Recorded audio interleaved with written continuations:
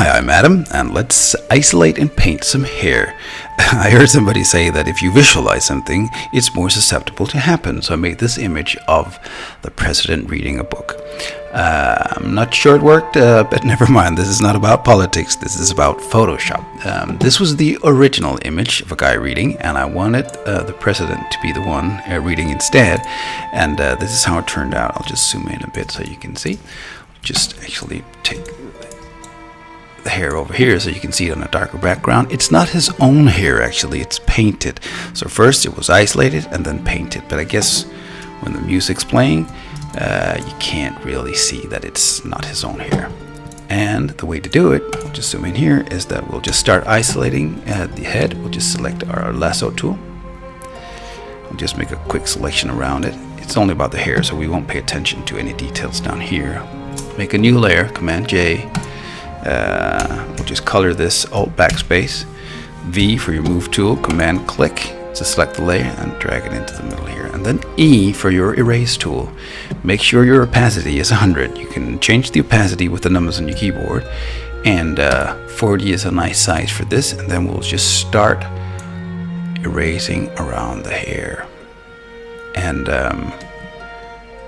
this is just about the basic technique, so we won't do the whole head like that, just a part of it so you can see how it can be done. It's a very nice technique, I think, for images with people that have relatively short hair. It's a different matter if it's a woman with long hair, but in this case I think it works fine. There you go. And then the next thing we're going to do is that we're going to select our smudge tool. I've got my shortcut on J. And there are only two things that we actually need to pay attention to, is the strength of the smudge tool and the overall structure of the existing hair. And I'll just put it on 80 now and just zoom in a bit, and we'll just start to paint here.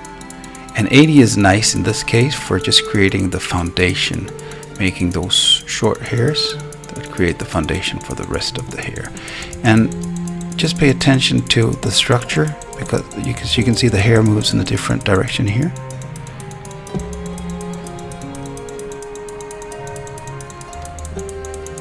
And down here maybe it goes a bit this way.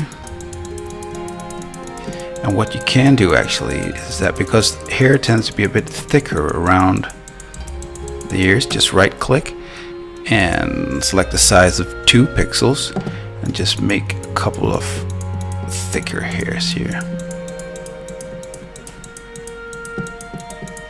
like that. And then we'll just turn the size down to 1 again, and then we're going to press 9 for 90, and we'll just make some longer hairs here.